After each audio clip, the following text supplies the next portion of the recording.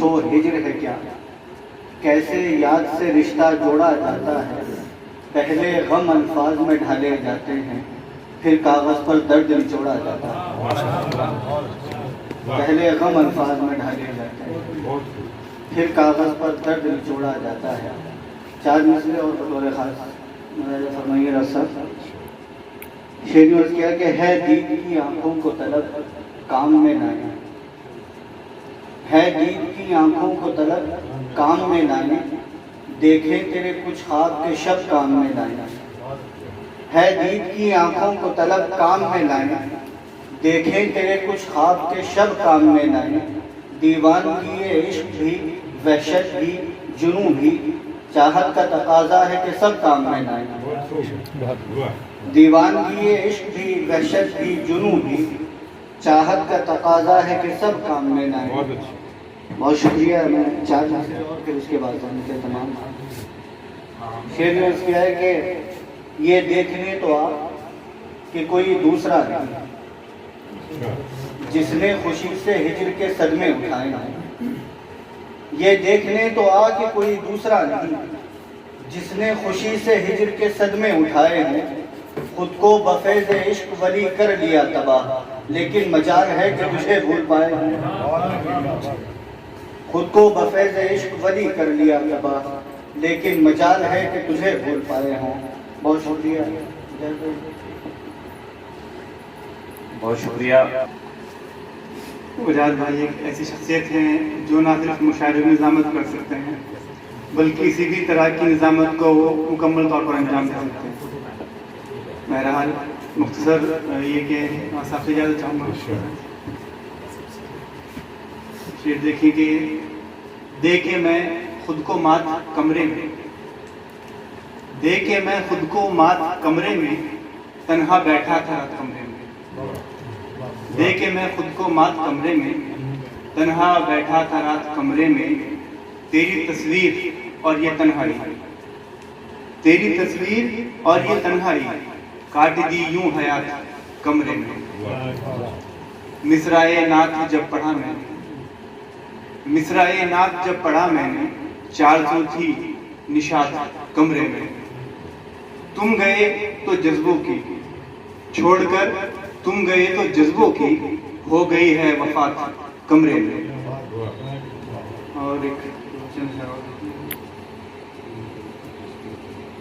باہر سے تو پر ہے لیکن اندر خالی خالی ہے، باہر سے تو پر ہے لیکن اندر خالی خالی ہے، میں نے اپنے دل سے تیری ایک تصویر نکالی ہے۔ اور شعر دیکھیں، اس سے زیادہ شام کا منظر اور ہنسی اب کیا ہوگا، اس سے زیادہ شام کا منظر اور ہنسی اب کیا ہوگا، میری غزلیں اس کی یادیں اور ایک چائے کی پیالی۔ ہم نے باندھا ہے تیرے عشق میں احرام جنوں، جب سے آیا ہے تیری اور سے پیغام جنوں۔ اور شعر بطور خاص دیکھیں، ہم سے شاعر کے سوا کون تجھے پوچھے گا، ہم سے شاعر کے سوا کون تجھے پوچھے گا، پاس آ بیٹھ ذرا ساتھ میرے شام جنوں۔ ہم سے شاعر کے سوا کون تجھے پوچھے گا، پاس آ بیٹھ ذرا ساتھ میرے شام جنوں۔ اور یہ شعر دیکھیں کہ کاشف الکرب ہو آساں کرو مشکل میری، کاشف الکرب ہو آساں کرو مشکل میری، مجھ پہ ہر سمت سے کھولو کبھی افہام جنوں۔ کہ غموں کی دھوپ میں ایک سائبان رہتا ہے، غموں کی دھوپ میں ایک سائبان رہتا ہے، تمہاری یاد کا موسم جوان رہتا ہے، تمہاری یاد کا موسم جوان رہتا ہے، اور نہ جانے کون سی راہ وفا سے گزرا ہو، قدم قدم پہ میرا امتحان رہتا ہے، قدم قدم پہ میرا امتحان رہتا ہے۔ اور چار مصرے ہیں کہ جو ہمیشہ ہی اندھیروں میں رہا کرتے ہیں، جو ہمیشہ ہی اندھیروں میں رہا کرتے ہیں، تبصرہ چاند ستاروں پہ کیا کرتے ہیں، اور ہم نے آنکھوں کی زمینوں میں تھکن بوئی تھی، ہم نے آنکھوں کی زمینوں میں تھکن بوئی تھی، نیند کے پیڑ پہ اب خواب ہوا کرتے ہیں، نیند کے پیڑ پہ اب خواب ہوا کرتے ہیں. ہم نے آنکھوں کی زمینوں میں تھکن بوری تھی, نیم کے پیڑ پہ اب خواب ہوا کرتے ہیں. اور 2-3 شعر ہیں متفرق کہ گزر رہی ہیں اب ایسے راتیں, ہمارے لب ہیں تمہاری باتیں. گزر رہی ہیں اب ایسے راتیں, ہمارے لب ہیں تمہاری باتیں. اور یہ کیا ہوا کہ فقیروں میں آج بیٹھا ہے, یہ کیا ہوا کہ فقیروں میں آج بیٹھا ہے وہ شخص کل جو حکومت چلانے والا تھا. اور خاموش رہنے کی عادت بھی ڈالیے صاحب, خاموش رہنے کی عادت بھی ڈالیے صاحب, کہ بولنا ہی نہیں ہے زبان کا مقصد.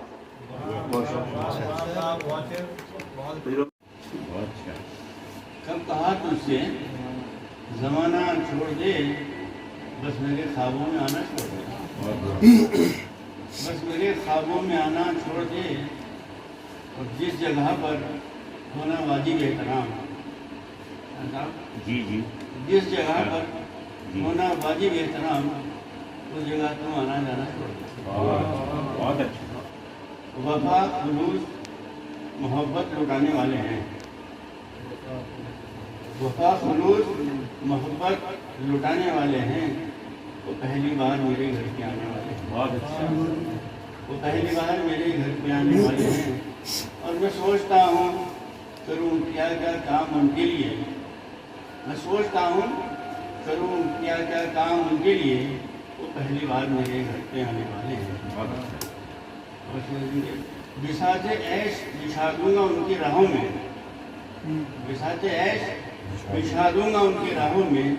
وہ پہلی بار میرے گھر پہ آنے والے ہیں.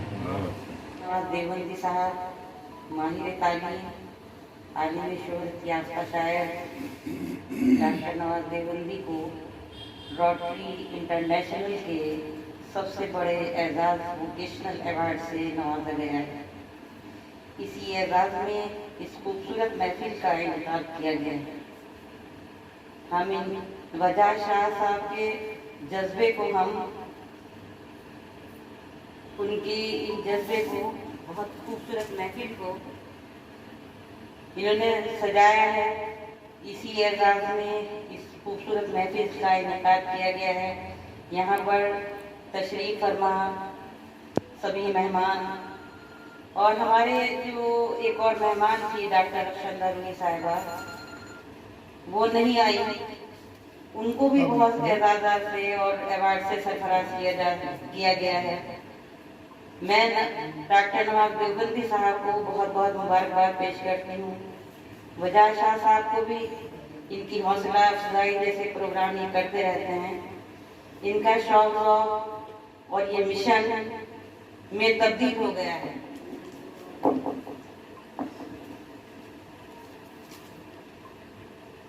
ان کا مشن بھارت جوڑو یاترا سے کم نہیں ہے. ہم ان کے جذبے کو سلام کرتے ہیں. سماجی تنظیمی لوگوں کی حوصلہ افزائی ضروری بھی ہے. کوئی تو آگے آئے. ہمیں ان کے جذبوں کی قدر کرنی چاہیے. سوچ کو بدلنے کی ضرورت ہے.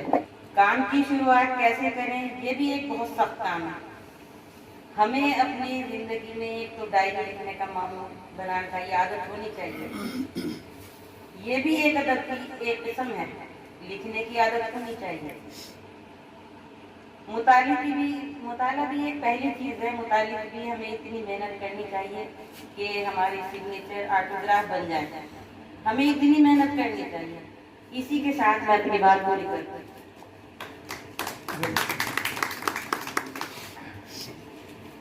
دیکھیے صبا صاحبہ ایک بات بتاؤں میں آپ کا, ڈائری صرف کماروں کو لکھنی چاہیے. پھر وہ بیویوں کا ہاتھ لگتی ہے اور بلا وجہ سبق کرتی ہے. بس ڈائری تو یادداشت ہی کی لکھے, یاد رکھیں.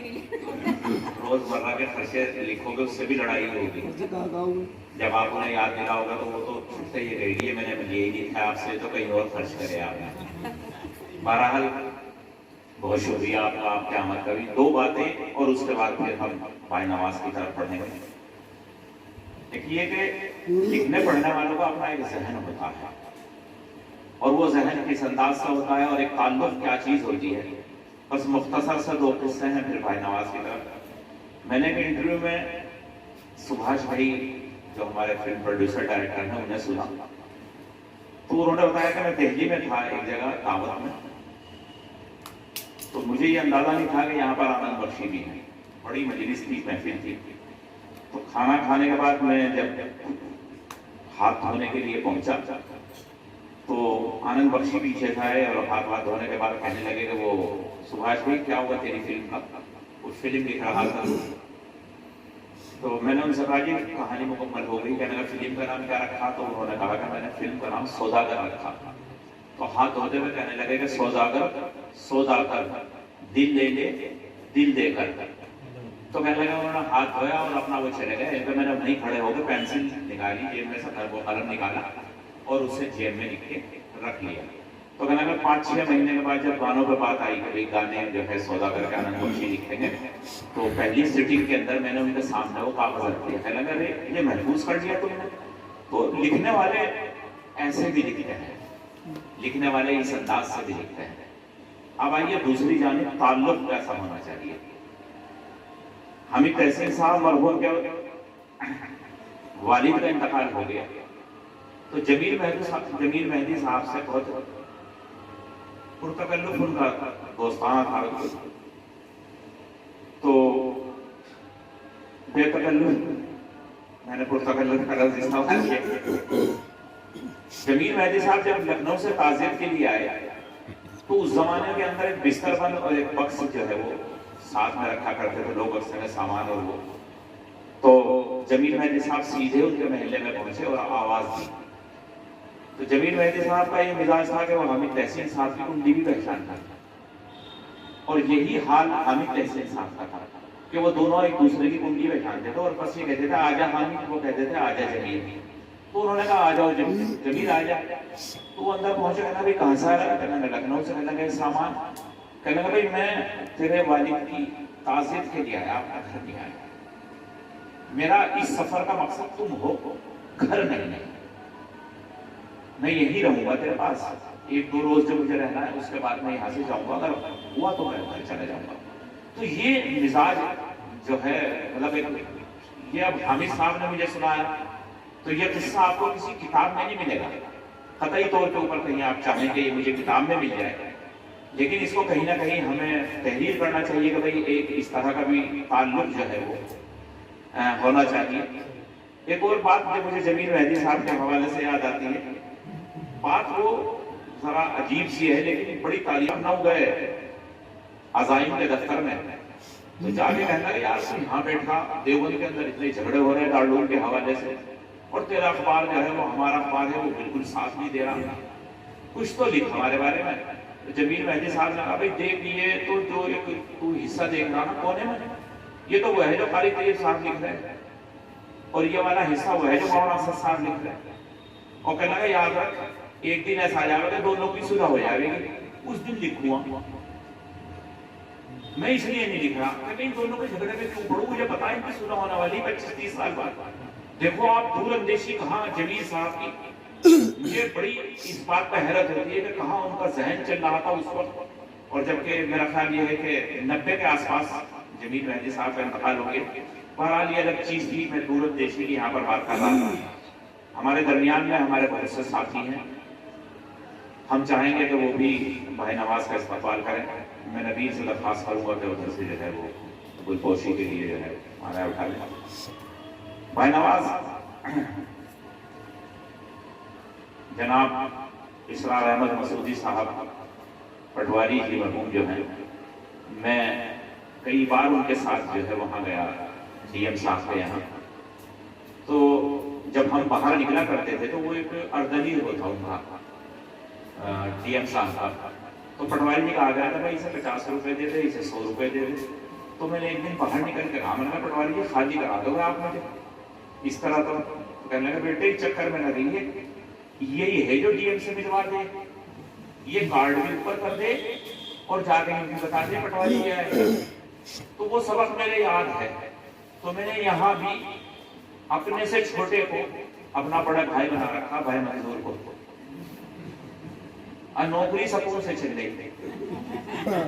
ब्लॉक एजुकेशन ऑफिसर के चक्कर के लगने से बेहतर है मंजूर को भाई मंजूर कहो। तो मैं दरखास्त करूंगा भाई मंजूर से, अपने भाई से, अपने साथी से कि वो भाई नवाज की गुलपोशी करें।